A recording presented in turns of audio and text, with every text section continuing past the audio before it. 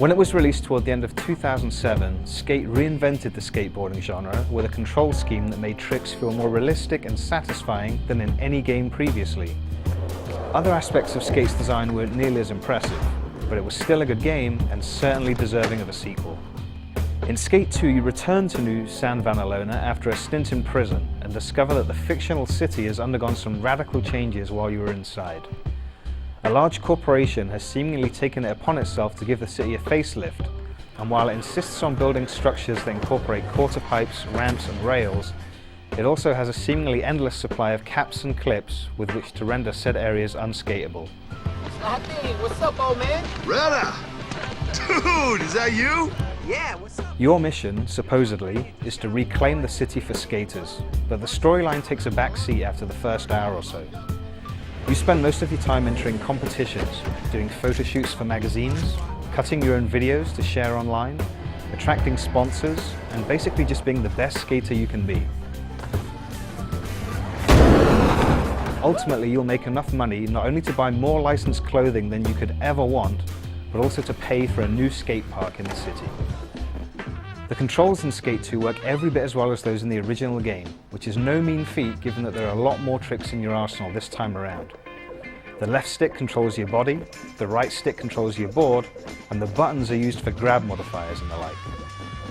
It'll take some getting used to if the previous experience of skating games is limited to the Tony Hawk series, but this vastly superior setup is well worth the effort.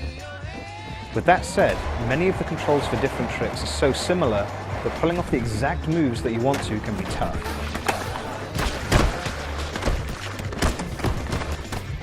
There are only a handful of challenges and events that require you to perform moves that specifically, but they're almost always the most difficult, simply because the analog sticks don't always feel precise enough. Your progress through Skate 2 is anything but linear, and at any one time you can expect to have at least half a dozen different challenges available to you.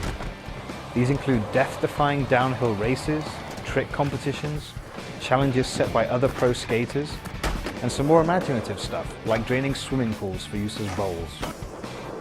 You can instantly warp to the locations of most of these challenges if you're in a hurry to unlock new pro skaters and gear. But there's a lot of fun to be had exploring the city if you take the time to do so. You'll find plenty of new spots to skate, and since it's now possible to get off your board and walk around, you can reach areas that would otherwise be inaccessible.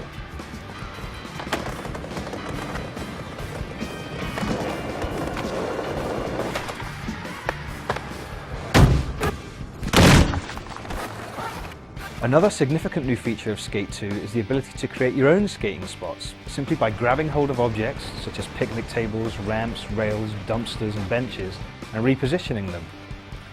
It's surprisingly easy to do, but since these items have all been made light enough for a single character to move around, they're also light enough to get moved when skaters bump into them.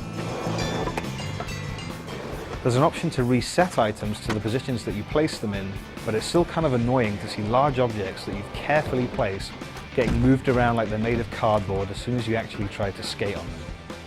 Skate 2 is a game that's grounded in realism, but when it comes to things like repositioning large objects or performing insane tricks while leaping from the tops of buildings, it ditches that realism in favor of good gameplay.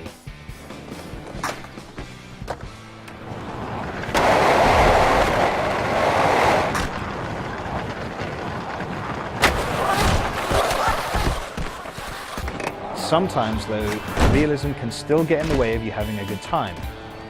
Having pedestrians and traffic cross a line that you have to take to complete a challenge can get frustrating. And when those pedestrians start dropping physics-enabled litter, things can get so bad that you have to resort to using a quarter pipe to sweep apples, bottles, and handbags out of the way. Other skaters can also be a problem, especially when you're taking part in a challenge that requires a number of you to skate simultaneously in a relatively small space. AI skaters are unaware of each other's existence and certainly don't pay any attention to what you're doing. Collisions can be avoided, but the camera is sometimes too busy showing you how good you look to show you where you're headed. There's an option to turn off collisions if you're playing online, but it's rarely necessary because other players are a lot smarter than the AI guys. There are a number of different competitive modes you can play online, but far more interesting than those are the Burnout Paradise style co-op challenges that require everyone to work together towards a common goal. These challenges can include everything from attaining a combined high score to having 6 players grind on a rail simultaneously. And most of these aren't nearly as easy as they sound. There are a few multiplayer party games that can be played offline as well, all of which require up to 4 players to take turns. Even if you've played a lot of Skate, there are definitely enough new features in Skate 2 to make it worth a look. The presentation is slick, the controls are great, and at times you really do feel like you're skateboarding. Oh, and those bone-breaking bails that would kill you in real life are just another way to earn money here. So Skate 2 is not only a fun alternative to take into the streets, it's a safe one.